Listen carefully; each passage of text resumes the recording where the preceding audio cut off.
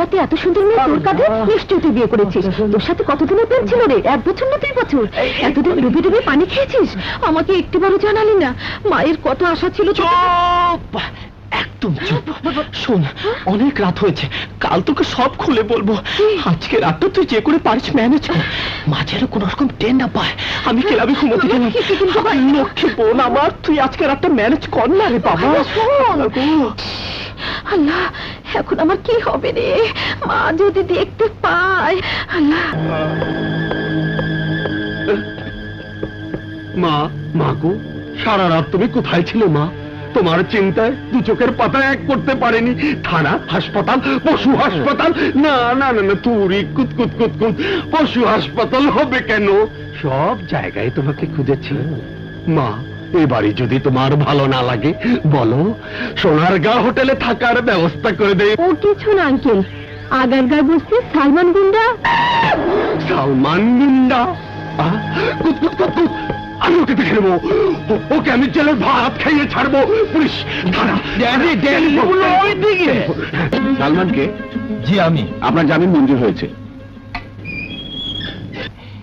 Thank you. Many thanks.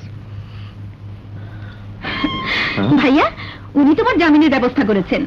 আমার নাম Salman. Doctor Raju. কি করে যে আপনাকে ধন্যবাদ জানাবো? একদিন সময় করে গরিবের বাসায় আসবে। আসবো। আসি। চলো। এইটা আপনাকে তো ধন্যবাদ দেওয়া হয়নি, জানেন? আপনি বড় হলে না পুলিশ হবেন। আমি কি এখনো ছোট? এইটা আমি তো ভুলেই গিয়েছিলাম আপনি ডাক্তার। আচ্ছা, সারাক্ষণ আমার পেছনে আপনি ঘুরঘুর করেন কেন? আমি পিছু ঘুরি? অবশ্যই, আমার যখনই কোনো বিপদ হয় তখনই দত্তের মতো সামনে এসে দাঁড়ান। কারণটা কি? নিশ্চয়ই আপনার রাশির সাথে মিল আছে।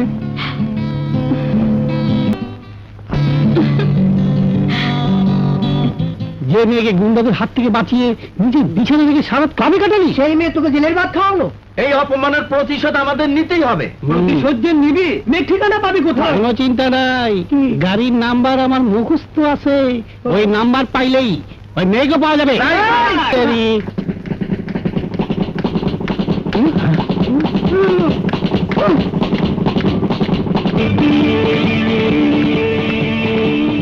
দোষ আমার বাবা মরার সময় বয়ে গেছে, সব দেখা ভুলা গেল। একবার দাঁড়ে দেখবি, তারে ভুলবি না। এই দি হে মাইয়া, ল ধরি।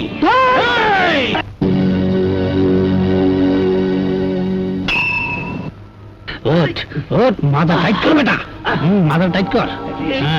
হ্যাঁ, ওই লাঠি বাচ্চা কেমন করে এই গীত কেমন বলে বল।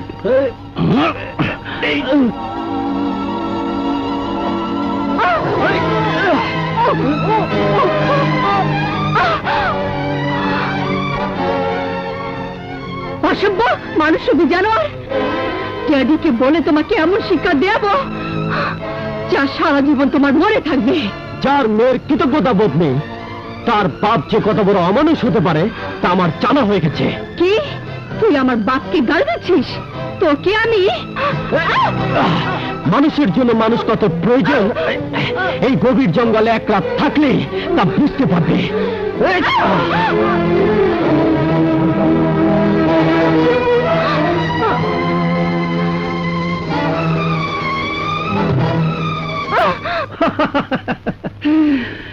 এইবার মহারানীর উচিত শিক্ষা হবে। জঙ্গলে এক রাত কাটালেই বুঝবে কেমন লাগে। কিন্তু যে জঙ্গলে রেখে এসেছিস সেই জঙ্গলে যদি বাঘ থাকে?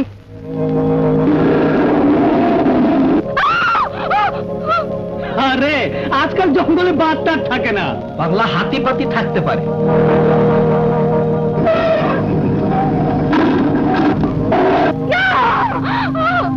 বুঝলাম, জঙ্গলে বাঘ হাতি কিছুই থাকে না, তবে হ্যাঁ সাপ টাপ থাকতে পারে।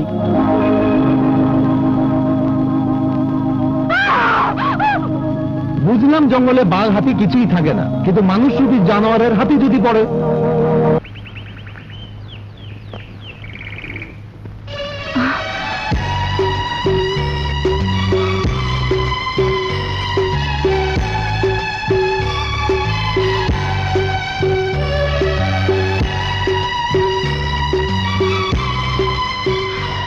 আমি তোমাকে মেরে ফেলবো।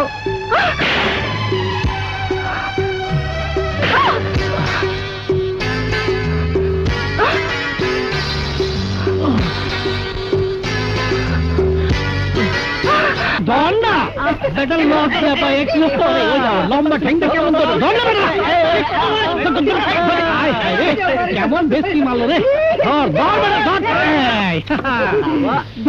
কোথায় তোর চুমু খেয়েছে রে? এখানে না না না এখানে না না না পিছনে না। তো কোথায় ওই বেটা সব আমার টুনটুনি তো আমার একবার চুবা দিল না তোর টুনটুনি দেখ এসব করে তো আর জীবন চলবে না এখন তাই আমাদের কিছু একটা করতে হবে রেজাল্ট কবে বের হবে তার কোনো ঠিক ঠিকানা নেই তাই আমাদেরকে এখন থেকে কাজের সন্ধানে বেরোতে হবে সংসারের কাজে মাকে সাহায্য করতে হবে মা আমাকে দাও আমি ঠিক করি এই যা ভাইয়া, তুই সাহায্য করবি? সূর্য আজ কোন দিকে উঠলো? কাজ করার সাথে সূর্যের কি সম্পর্ক? যে সারা জীবন গ্লাসে পানি ঢেলে খায় না, হুম। সে আজ মাকে সাহায্য করবে। নিশ্চয়ই এর মধ্যে কোনো কিন্তু আছে। এর মধ্যে কিন্তু আবার কি? না, কাল থেকে তুমি আর কাজে যেতে পারবে না, আমি কাজের খুঁজে বের হবো। তুই কি কাজ করবি? তোর তো এখন পর্যন্ত রেজাল্টই বের হয়নি। মা, সব ছেলে মেয়েরে চায় লেখাপড়া শিখে বড় হয়ে বাবা মার সেবা যত্ন করবে। ছোটবেলার থেকে দেখে আসছি তুমি জীবনের সাথে যুদ্ধ করে করে আমাদেরকে মানুষ করছো। আর কত মা, আর যদি বাবা বেঁচে থাকতেন তাহলে কি তিনি তোমাকে এত কষ্ট করতে দিতেন? এতগুলো বছর জেলখানায় কাটালেন, কোনোদিনও কেউ আপনাকে দেখতে এলো না।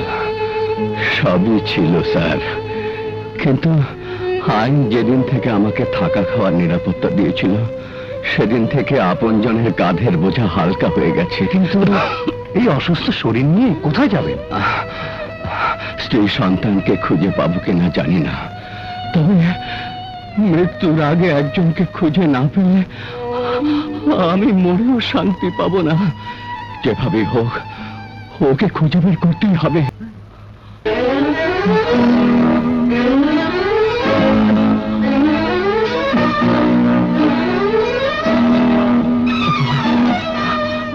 বকুল, এক এক কলস এক টাকা, যার নাই সে কাইতে পারো, যাও। তোদের টাকা দেবো কেন? এটা তো সরকারি কল, আমরা কেউ একটা টাকাও দেবে না। আরে সালাই বুড়ি দিয়ে লিডার এবার চায়। আরে ওই বুড়ি, আজ থেকে কলম তোর কপালে এক ফোঁটা পানি নেই কে? যাবা চুপ। কি এত বড় কথা? আবে যা।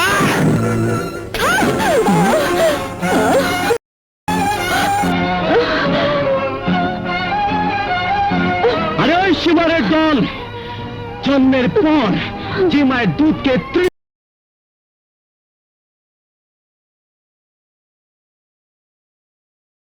যে মায়ের কপাল ফাটিয়ে তোরা রক্ত ঝরিয়েছিস, সে কপাল ফাটা মায়ের সন্তান সালমান। তো এই হানি কি চাস? বাজ্যা দুধ খানা যা খাবো। তার আগে মায়ের শরীর থেকে যেটুকু রক্ত ঝরিয়েছিস সবার কপাল থেকে সেটুকু রক্ত ঝরিয়ে তবে খাবো।